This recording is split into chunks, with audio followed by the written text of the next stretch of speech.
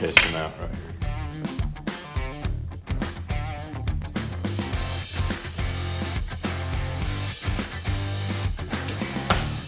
Nah, that was better, a little bit higher.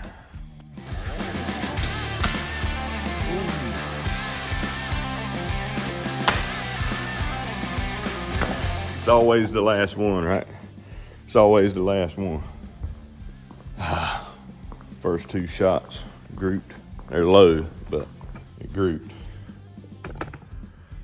My target's about had it. Anyway, it was where I needed to be, but I was too low. Then I shot him in the buttocks. Needed to be up here, but ain't bad. And then, boom, boom, boom.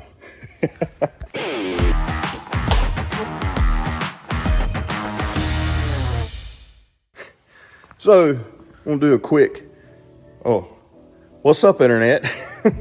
So I'm out here goofing around, shooting that GEARSCOPE breakdown or takedown survival bow. It's a lot of fun, it's a ton of fun. So I'm gonna come over here to the table and I'm gonna show you the bow, do a brief talk about it, how to set it up, how to take it down, put it together, take it apart, all that cool stuff.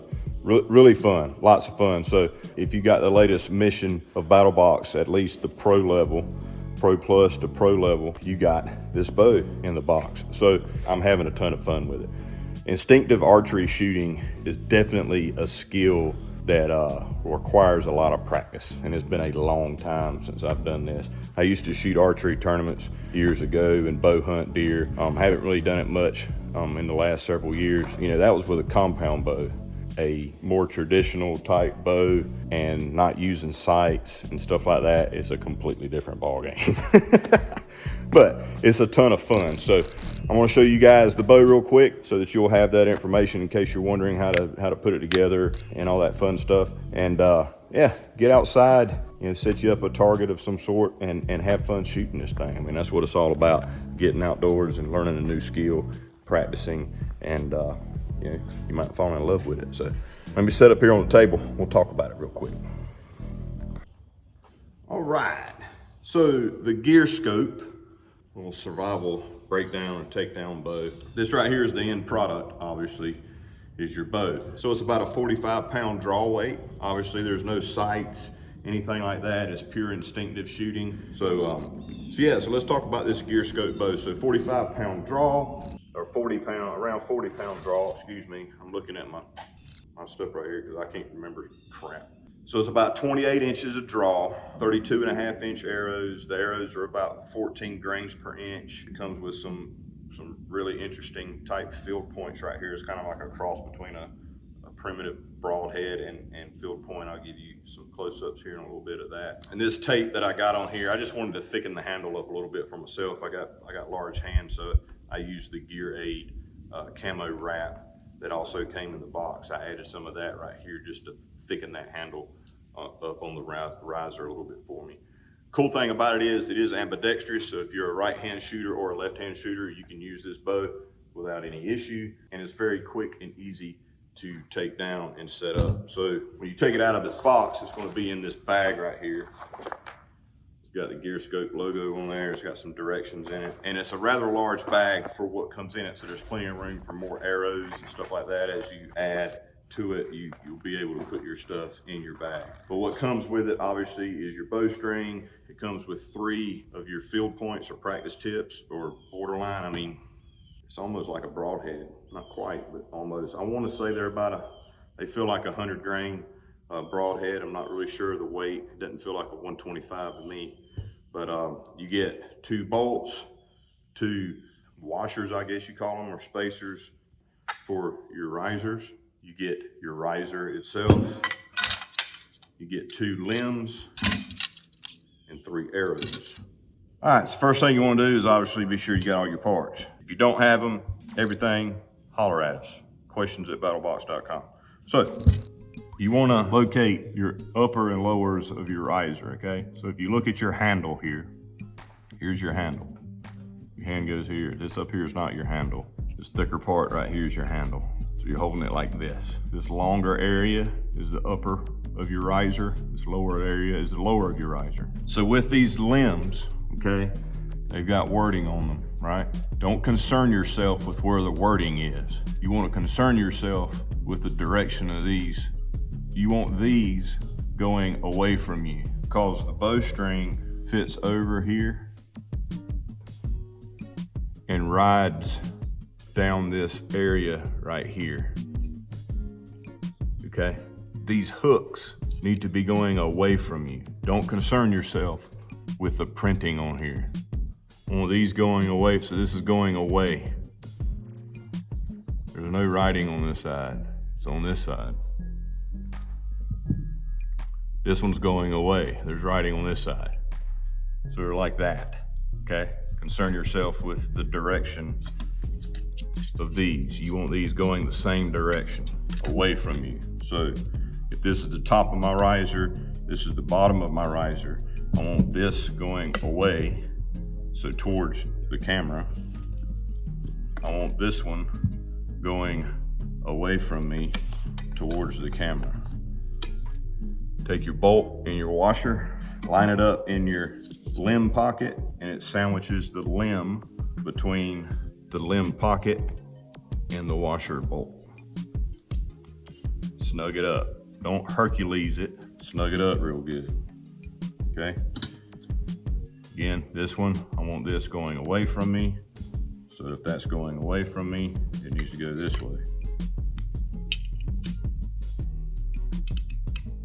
Screw it together, just like the other one. Snug it up. Don't Hercules it. All right, so I've got my riser in my hand. My curved area, hook, if you will, is going away from me. Now it's time for the bowstring. As you can see, it has multiple strings in there, and then the center is your serving area here. You stretch it out, and there's a loop on each end. It doesn't matter which end goes up, which end goes down, because this area is roughly in the center. Good to go. Recap, just be sure, okay? Don't concern yourself with where the writing is. And the reason I say that is, my other bow, the writing's on the same side. This one it's not. So I'm assuming when they manufacture them, right, they make the limbs, they print a side, and then they put these on afterwards. Pay attention to these, don't pay attention to the writing, okay? All right, so the easiest way to do this is on the bottom of your bow, take your loop, go over the end like this. Like that. So when you stretch this down to the other end, it's going to run on that right there. All right, so this is going to be our bottom. Hold it in there, keep your string tight, bring it down. I've got that down here, I've kept it tight. Got my upper limb, I got my bowstring, I got my loop. As you can see, it's not long enough, right? It's not going to reach up here. How the heck am I going to get it on there? This is how you do it. Let me show you down here at my feet first.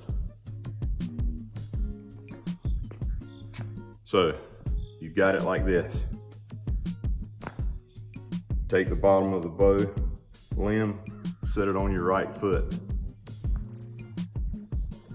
Bring your leg through, or your riser can go against your thigh, your knee area. You're pressing it down on your foot so it don't slip off your foot. But you can bend the bow back now, all right? Get a little closer. So now we're gonna bend the bow back and then slip the loop over the end and let it go. Pull your leg back through. It's the same way taking it off. Put it on your foot, like that. Run your leg through. Put a little bit of pressure down on your foot and bend it over your thigh. And you can take it off.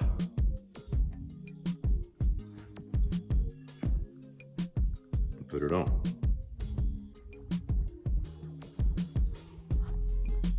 And then all you want to do is You can move this from side to side to be sure it's, you know, centered as good as you can get it, right?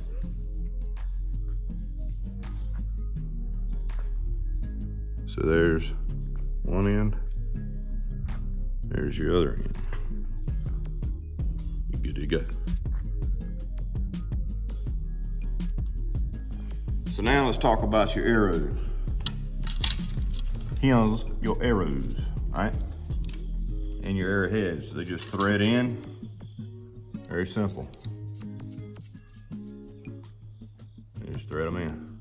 Hold your arrow tip, spin your arrow into it.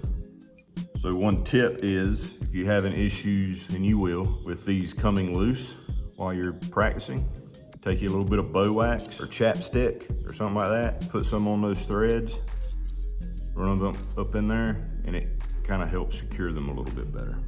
Oh yeah, and then if you have, see how that fletching is bent? Don't worry about that. You can fix that with a hairdryer. Just take a hairdryer, don't want to get too close, but as you warm it up with a hairdryer, spin it around, these will straighten up. So if you ever get your fletchings bent, just a little bit of heat from a hairdryer, that'll take care of that, no biggie. So now it's just go outside and try to make a fool of yourself. Nah, it's fun, man. Again, it's a skill, right? Definitely a skill that you have to practice to get good at. But it is a fun skill. So here's the one I just put together. If the handle area seems a little too thin for you, if you got large hands like myself, just take some of that camo wrap, or if you don't have that, you can take, like, you know, athletic wrap for like tennis racket handles or baseball bats or whatever, right? Put that on there. You can thicken it up a little bit if need be. So go outside and you do a little shooting.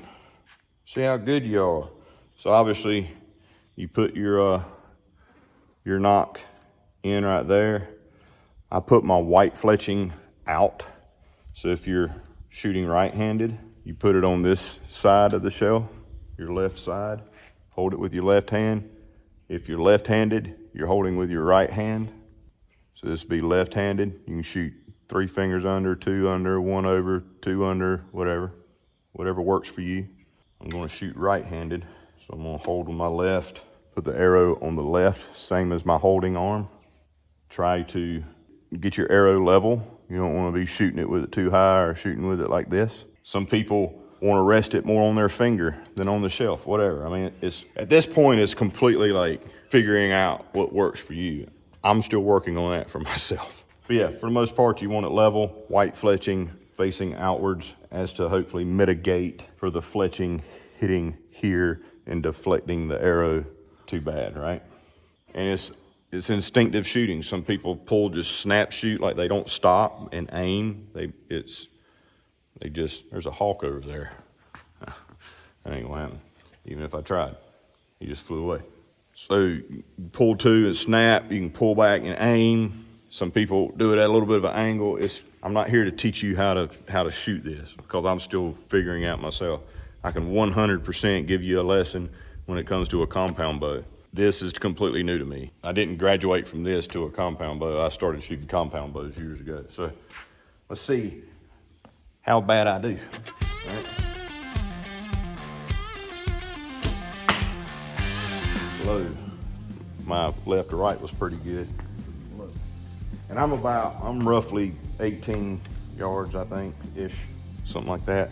I'm about 60, almost 60 feet, because my concrete is 60 foot long. So I'm right here close to the end. That time was high. So I'm pulling back and trying to aim, right? Let's see what happens if I just snap shoot it. That was a little better. Maybe that's what I need to do. I got all 6 of my arrows here. I got 2 of these. That one started to fall off right when I let it go. That was high. But I'm hitting the target at least. Not flying them over the target or hitting the concrete, so that's good, but I got 1 arrow left. Ah, that one was money. Yes, that one was in there. Last one worked. So maybe that's what I need to do, is more snap shooting versus trying to aim or whatever. So it's all about practice, having fun with it. All over the map over here. Looks like a bunch of orcs were just slinging arrows. I got one in there almost, in the 12 ring, if you will, but in the vitals. That is the GEARSCOPE survival bow.